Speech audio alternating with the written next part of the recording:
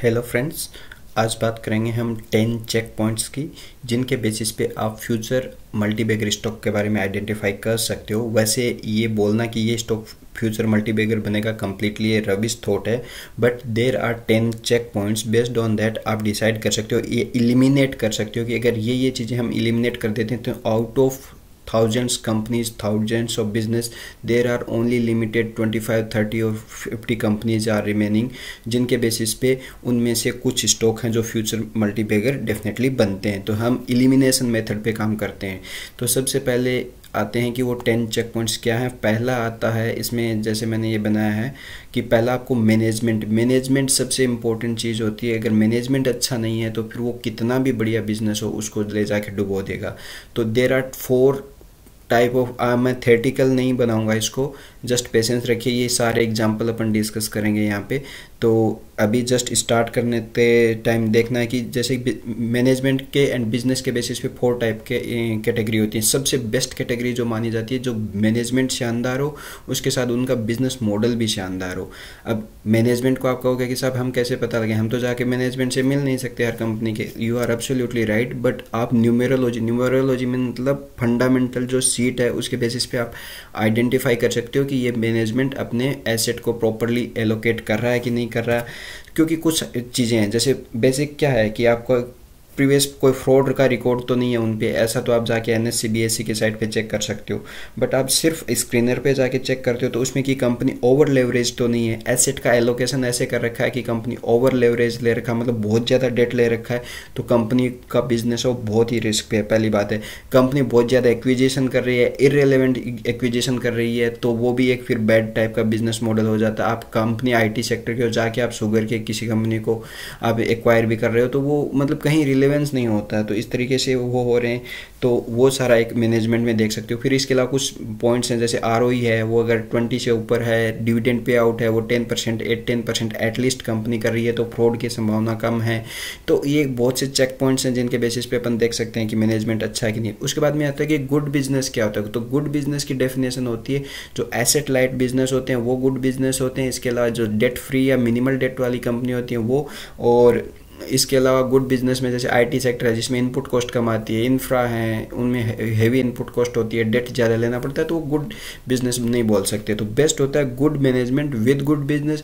Second होता है good management with bad business. अगर मैनेजमेंट अच्छा है तो बैड बिजनेस को भी वो आगे ले जाएगा, और अगर बिजनेस मॉडल तो उनका अच्छा है बट स्टिल अगर मैनेजमेंट बुरा है तो वो उसको भी डुबो सकता है। और सबसे वर्स्ट कैटेगरी होती है bad management with bad business.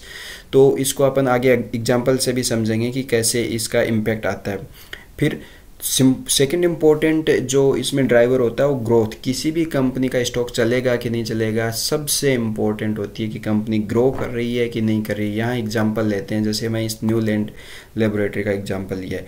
यहाँ पे न्यूलैंड का मैंने ओपन किया, ये न्यूलैंड लैब है। इसका देखिए ग्रोथ देखिए इस कंपनी की, चाहे रेवेन्यू ग्रोथ हो वो देखिए कंसिस्टेंटली 5 ईयर का 18% 50 ऊपर। रेवेन्यू से भी ज़्यादा इंपॉर्टेंट होता है प्रॉफिट ग्रोथ, ईपीएस ग्रोथ कैसा रहा है। यहाँ देखिए लास्ट 1 ईयर का बात करें, ट्रेलिंग 12 मंथ का 215%, 3 ईयर का 117%, 5 ईयर का 68%, और 10 ईयर का अगर कंपाउंडेड एक्यूमुलेटिव देखो तो अराउंड 30% तो ये आ रहा है। अगर 30% प्रॉफिट ग्रोथ आ रहा है तो आपका स्टॉक सीएजीआर डेफिनेटली उससे ज़्यादा रहेगा। आप देख सकते हो यहाँ पे ये 38%, 57% और 47%, 289%, तो ये गजब के रिटर्न इसने दिए हैं इस हिसाब से। अब इसमें अपन पहले एक बार इसमें जाते हैं कि आपको ग्रोथ को देखना कैसे। और ग्रोथ ओनली ऐसा नहीं कि 1 साल के लिए, उसमें कंसिस्टेंटली होना चाहिए। 1 साल हो सकता है कम आए बट ओवरऑल आप 10 साल का 5 साल का देखते हो तो एवरेज उसमें अच्छा ग्रोथ होना चाहिए। दैट इज रेवेन्यू में ग्रोथ होना चाहिए, दैट मीन्स सेल्स में ग्रोथ। सेकंड प्रॉफिट ग्रोथ मतलब ईपीएस में ग्रोथ देखनी होती है।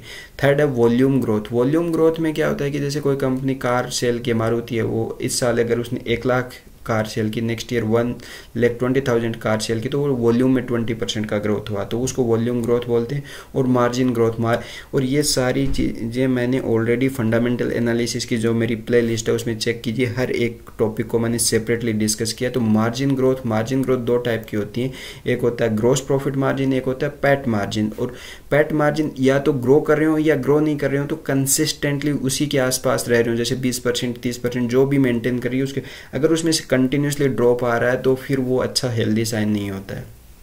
इसके बाद में नेक्स्ट आता है वैल्यूएशन। अब कंपनी ग्रो तो कर रही है पर वैल्यूएशन कई बार हैवी होते हैं, इसको मैं एग्जांपल से समझाऊंगा और क्लैरिटी आई। अगर वैल्यूएशन महंगे हैं तो कंपनी में फिर आपको, कंपनी ग्रो कर रही है, वैल्यूएशन क्या है, इनसे अपने को सीखना कि अपना स्टॉक चलेगा कि नहीं चलेगा, अपन जो स्टॉक बाई कर रहे हैं उससे अपने को रिटर्न चाहिए।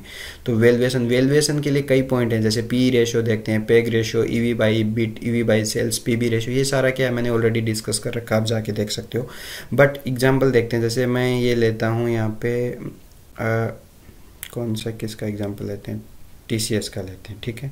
TCS का एग्जांपल मैंने इसलिए लिया है कि इसमें मैं आपको दिखाऊंगा कि ग्रोथ क्यों ज़रूरी है। ग्रोथ का जो भी TCS का चार्ट है, इसमें 10 साल की सेल्स ग्रोथ देखिए 14%, 13, उसके हिसाब से लास्ट 3 ईयर का देखिए 9% सिर्फ प्रॉफिट ग्रोथ है। तो इसमें CAGR भी कितना है, 10% ही है, इतना ज़्यादा नहीं है।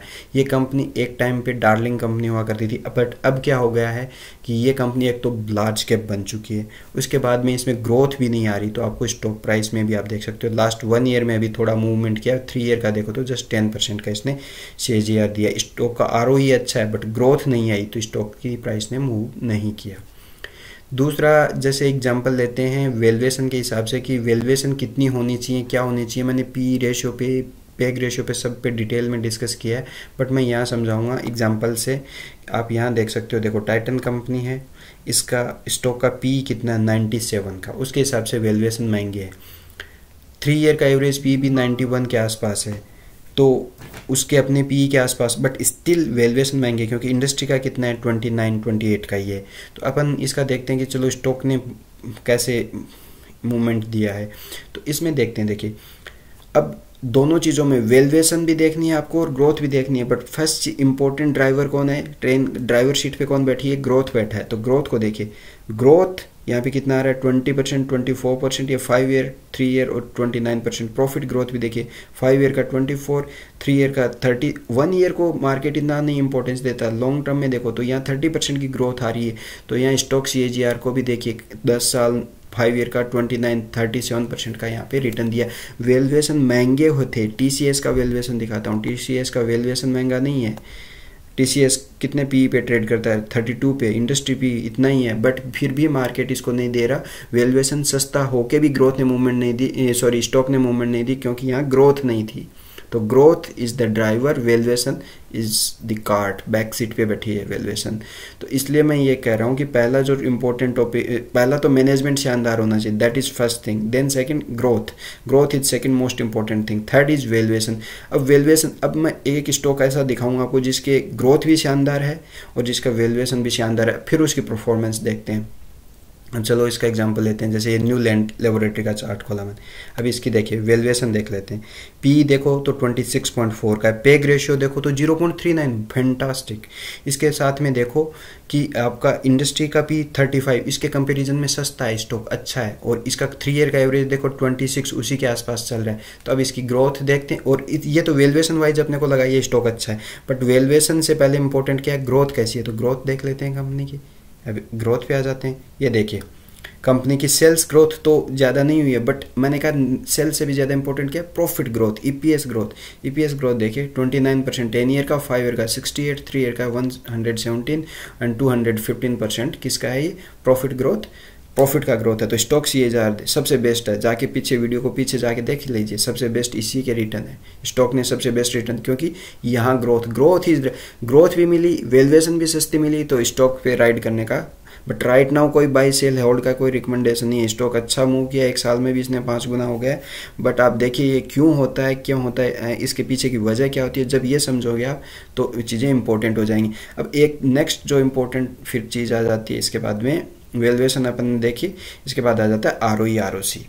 इस चीज़ को अब इन तीनों चीज़ों को कॉम्बिनेशन में देखना, ग्रोथ कैसी है, ROE ROC कैसा है, और उसके बाद में थर्ड नंबर पे वैल्यूएशन।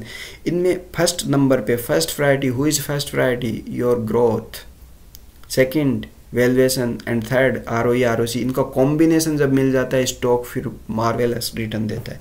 आरओई आरओसी कितना कॉम्बिनेशन में देखना ग्रोथ और वैल्यूएशन की। अब ROE specially asset light business में जैसे आईटी सेक्टर, क्योंकि जो एसेट हैवी बिजनेस होते हैं जिनमें आपकी इनपुट कॉस्ट हैवी होती है, हैवी इंफ्रास्ट्रक्चर चाहिए जैसे इंफ्रा रियल एस्टेट, तो उनमें आरओसी देखना होता है क्योंकि ये कंपनी डेट लेके काम करती है। तो उसमें आपको फिर ये मैं इसमें आरओई आरओसी की डिटेल में नहीं जा रहा क्योंकि ऑलरेडी आप सेपरेट वीडियो बनाए हुए हैं, वो जाके चेक कर सकते हैं। तो इसमें इंपॉर्टेंस किसकी होती है, डेट फ्री कंपनी और हेवी डेट वाली कंपनी में आरओसी की इंपॉर्टेंस होती है और इनको कॉम्बिनेशन में देखना होता है।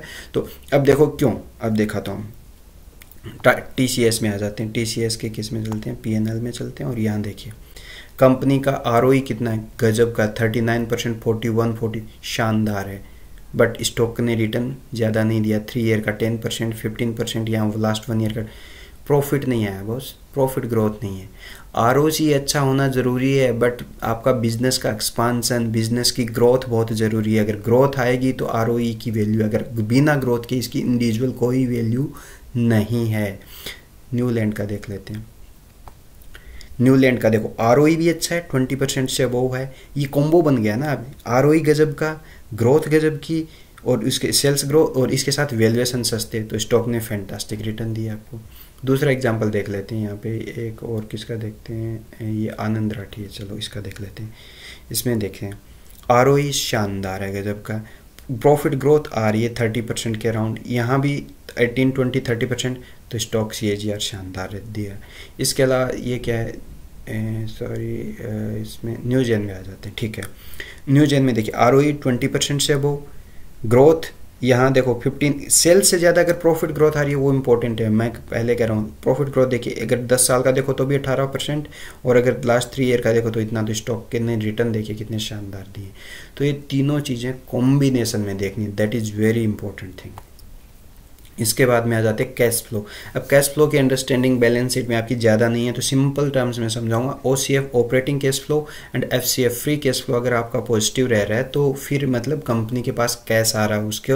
ऐसा नहीं है कि सिर्फ बैलेंस शीट में या आपके प्रॉफिट लॉस में दिखाने को कि रिसीवेबल आ रहे हैं, हमने इतना माल सेल कर दिया, पैसा आने वाला है, आया है कि नहीं है, आपके गले पे आया कि नहीं, दैट इज़ मोर इम्पोर्टेंट। अगर कंपनी का आरओई 20-25% है, डिविडेंड भी देती है, तो आप मान सकते हो कि कैश फ्लो पॉजिटिव बना हुआ है। एक रफ आइडिया है ये, अदरवाइज आपको प्रॉपर देखना होता है। नेक्स्ट इंपॉर्टेंट चेक पॉइंट होता है इंस्टीट्यूशनल होल्डिंग। अब क्या होता है कि अपन अगर एज ए रिटेलर आपको ये नहीं सोचना है कि मुझे ये बहुत बढ़िया स्टॉक मिल गया, मैं आइडेंटिफाई कर लिया, नहीं, आप अकेले नहीं हो, यहाँ टीम लगी हुई है FII DI में बहुत से लोगों की। अगर वो भी आइडेंटिफाई कर नहीं पाए उस स्टॉक को तो आप गलती कर रहे हो कि आप उसको आइडेंटिफाई कर चुके हो। तो बेटर होता है ऑलवेज उसमें देखो कि एटलीस्ट 10% होल्डिंग, FII DII इनकी मिला के, चाहे HNI हाई नेटवर्क इंडिविजुअल होते हैं, इन सब की मिला के एटलीस्ट 10% होल्डिंग तो हो, अगर ज़्यादा है तो भी अच्छा। अगर स्टॉक बुल मोड में है, भागे जा रहा है, कोई इंस्टीट्यूशनल होल्डिंग नहीं है, मुझे ऐसे स्टॉक में रेड फ्लैग, हो सकता है वो स्टॉक अच्छा हो और ना गिरे, बट आपकी एक चेकलिस्ट होनी चाहिए। अगर ऐसा है तो उसमें मैं एंट्री लेना पसंद नहीं करता हूँ। दूसरा promoter holding, at least 40-50% promoter holding होनी चाहिए। अगर 10-5% है, उसमें बहुत ज़्यादा स्टॉक उन्होंने प्लेज कर रखे हैं, 80% 90% प्लेज करा हुआ है सारा शेयर, वो एक रेड फ्लैग साइन बन जाता है। और या फिर अगर जैसे 30% है बट वो कंटिन्यूसली अपनी होल्डिंग को इंप्रूव कर रहे हैं, दैट मीन्स उन्हें आगे ग्रोथ दिख रही है कंपनी में, तो तभी तो वो इंप्रूव करेंगे अपनी, इंक्रीज करेंगे अपनी होल्डिंग। तो वो प्रमोटर होल्डिंग को भी देखना बहुत इंपॉर्टेंट पॉइंट। अगर share is in a bull mode and promoter is decreasing their holding, that's a red flag sign, that's a red flag sign. Then business model पे आ जाते हैं। अब बिजनेस मॉडल जैसे क्या होते हैं, सेक्युलर बिजनेस मॉडल है। सेक्युलर जो मतलब थ्रू आउट ईयर उसमें सिक्लिकल नहीं है, वो सिक्लिकल जैसे कमोडिटी सिक्लिकल बिजनेस है, स्टील के इनके सिक्लिकल बिजनेस मॉडल हैं। वो को होता है कि कुछ महीनों में उनमें अच्छे रिटर्न आते हैं, कुछ में नहीं आते। तो अगर ऐसे डेट में ऐसी कंपनी डेट लेके काम कर रही हैं तो फिर वो जिस सीजन में उनका अगर अर्निंग्स नहीं आई, उनका बिजनेस नहीं चला, तो फिर वो डेट का इंटरेस्ट कहाँ से पे करेंगे, तो वो फेल होने रिस्क है, बहुत ही रिस्की बिजनेस हो जाता है। तो ऐसे में नहीं जाना। मैंने पहले ही डिस्कस किया, asset light business better than asset heavy, and then debt free और minimal debt is better than heavy debt companies. अब इसके बाद आते हैं small cap and micro cap is always better than large cap, अगर आपने analysis करके stock bye किया। क्यों, देखिए जो लार्ज कैप हो जाते हैं उनमें एक टाइम के बाद ग्रोथ नहीं आ सकती। इसमें एग्जांपल में दिखाएंगे, TCS में अच्छे से समझोगे आप, क्योंकि difficult to grow after certain, उन्होंने मार्केट को सेचुरेट कर दिया, पूरे इंडिया में फैल चुके, कहाँ जाए और कहाँ मार्केट में अपने चीज़ों को सेल करिए, अक्रॉस द ग्लोब एक्वायर कर लिया जितना करना था, या फिर उन तो उसमें अब फिर क्या होता है, ओवर सेचुरेशन हो जाता है, उसमें ग्रोथ नहीं आती। जैसे TCS है, लार्ज कैप हो गई, अब देखिए ग्रोथ ही नहीं आ रही इसमें, यहाँ ग्रोथ ही नहीं आ रही। सेम IT सेक्टर की मैं न्यूजेन ले रहा हूँ, इनमें क्या स्मॉल कैप कंपनी थी, वहाँ से अब मिड कैप में आ गई, ग्रोथ आ रही है। तो इसीलिए इनमें, क्योंकि इनमें एक्सपांसन के लिए स्पेस है, पहले छोटे लेवल पे थे, फिर पूरे इंडिया में कवर करो, फिर बाहर सर्विसेज एक्सपोर्ट करो, तो उसके एक्सपांसन के लिए स्पेस होता है, इसीलिए वो कंपनी हमेशा बेटर आपको रिटर्न देती है। और लास्ट और सबसे इम्पोर्टेंट पॉइंट होता है कि वो मार्केट लीडर हो या एक्वायरिंग मार्केट शेयर, मतलब जो भी प्रोडक्ट सेल कर रही हो या तो उसकी मार्केट लीडर है, मतलब जितना भी 100% मार्केट में अगर कोई प्रोडक्ट सेल हो रहा है तो सपोज वो 40-50% हाईएस्ट सेलिंग उसी के प्रोडक्ट की हो रही है, या फिर हो उसकी हो तो कम रही है बट कंटिन्यूसली वो मार्केट शेयर खा रही, औरों से की बजाय उसके प्रोडक्ट और ज़्यादा बिक रहे हैं टाइम के साथ अब धीरे धीरे, तो वो एक्वायरिंग मार्केट शेयर, तो वो 10th पॉइंट है। तो इस हिसाब से आप देख सकते हो इन चीज़ों को आपने अंडरस्टैंड किया। और मेरे ख्याल से अब अगर इसको समराइज करना हो तो बेस्ट होता है कि मैनेजमेंट पहला देखना, मैनेजमेंट देखने के लिए ROE देख लो आप, मोटा मोटा 20-25% से ज़्यादा वो होना चाहिए आपका। फिर थोड़ा डिविडेंड भी दे रही हो कंपनी, बहुत ज़्यादा डेट नहीं हो, डेट फ्री हो, डेट टू इक्विटी रेशियो 0.5 से बिलो हो या डेट फ्री हो, वो अच्छा है। ये सारी चीज़ों से आपको मैनेजमेंट, और कोई बड़ा केस तो एटलीस्ट नहीं चल रहा हो, कोई कॉरपोरेट एक्शन ऐसा उन पे हो रहा हो, कोई बड़ा एलिगेशन आ गया हो, कुछ भी ऐसा हो वो, प्लस ये सारी चीज़ें, तो ये मैनेजमेंट का तो इम्पोर्टेंट 4 चीज़ें जो सबसे इम्पोर्टेंट। फिर ग्रोथ, और ग्रोथ के बाद में आपको देखना है वैल्यूएशन। ग्रोथ अच्छी है कंपनी की, जैसे मैंने टाइटन का एग्जांपल दिया, ग्रोथ भी है बट उसके अंदर वैल्यूएशन महंगे, इसलिए इतना रिटर्न नहीं दिया जितना न्यूलैंड और न्यूजेन। क्यों? क्योंकि वहाँ पे ग्रोथ भी थी सॉरी, ग्रोथ भी थी, उसके साथ में कंपनी की वैल्यूएशन भी सस्ते थे, और ROE ROC भी कॉम्बिनेशन में था। तो ये सारी चीज़ें जब कॉम्बिनेशन में मिलती हैं तो स्टॉक रॉकेट बनता है। Rocket in the sense consistently आपको पैसे देता जाता है और अच्छे वाले पैसे देता है। और तीसरी चीज़ जो ROE ROC, ये सारी चीज़ कॉम्बिनेशन में देख लो। कैश फ्लो का बेसिक देखना मैंने समझा दिया है। आई बिलीव ये आपको हेल्प करेगा नेक्स्ट स्टॉक आइडेंटिफिकेशन में, और आप ऐसे वैसे स्टॉक में ना फंसो। Thank you.